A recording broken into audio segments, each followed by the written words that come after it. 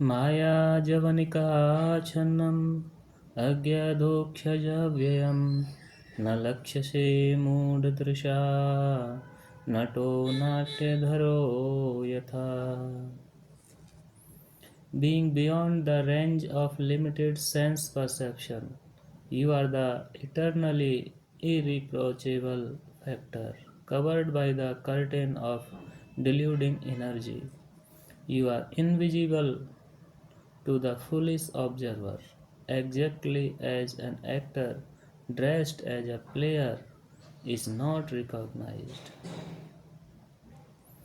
In the Bhagavad Gita, Lord Sri Krishna affirms that less intelligent persons mistake him to be an ordinary man like us, and thus they deride him. The same is confirmed herein by Queen Kunti. The less intelligent persons are those who rebel against the authority of the Lord. Such persons are known as asuras. The asuras cannot recognize the Lord's authority.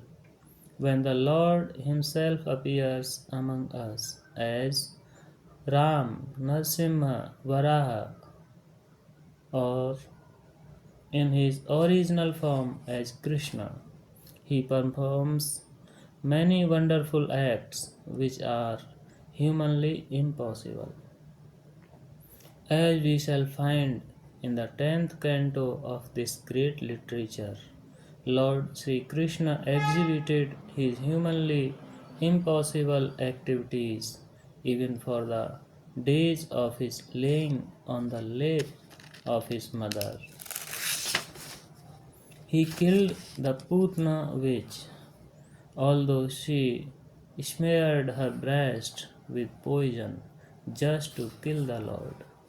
The Lord shocked her breast like a natural baby, and he shocked out her very life also. Similarly, he lifted the Govardhan hill just as a boy picks up a frog's umbrella and stood several days continuously just to give protection to the residents of Vrindavan.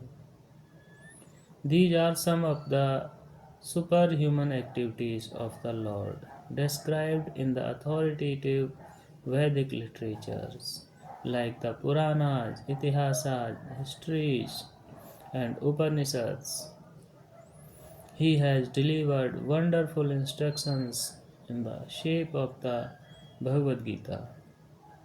He has shown marvelous capacities as a hero, as a householder, as a teacher, and as a renouncer. He is accepted as the Supreme Personality of Godhead by such authoritative personalities as Vyas, Deval, Asit, Narad, Madhva, Shankar, Ramanujacharya, Sri Chaitanya Mahaprabhu, Jeev Goswami, Vishwanath Chakravarti, Bhakti Siddhant, Saraswati, and all other authorities of the line. He himself has declared as much in many places of the authentic literatures, and yet there is a class of men with demoniac mentality who are always reluctant to accept the Lord as the supreme absolute truth. This is partially due to their poor fund of knowledge and partially due to their stubborn obstinacy, which result from various misdeeds in the past and present. Such persons could not recognize Lord Sri Krishna even when he was present before them. Another difficulty is that those who depend more on their imperfect senses cannot realize him as the Supreme Lord. Such persons are like the modern scientist. They want to know everything by their experimental knowledge. But it is not possible to know the Supreme Person by imperfect experiment, imperfect experimental knowledge. He is described herein as adhokshaja, or beyond the range of experimental knowledge. All our senses are imperfect.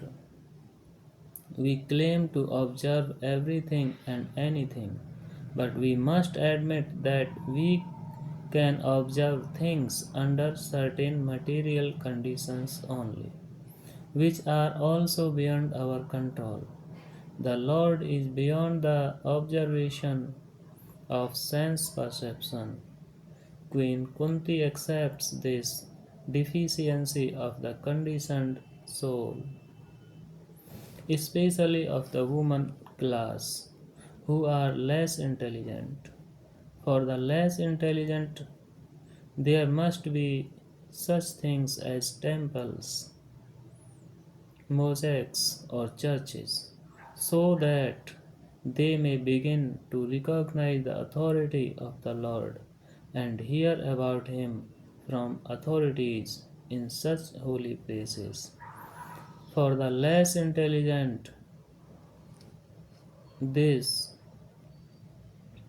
beginning of spiritual life is essential, and only foolish men decry the establishment of such places of worship, which are required to raise the standard of spiritual attributes for the mass of people.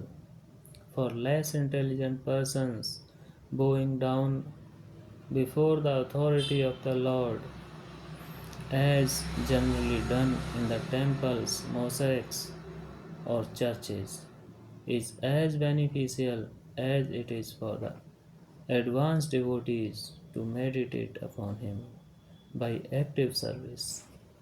Hare Krishna.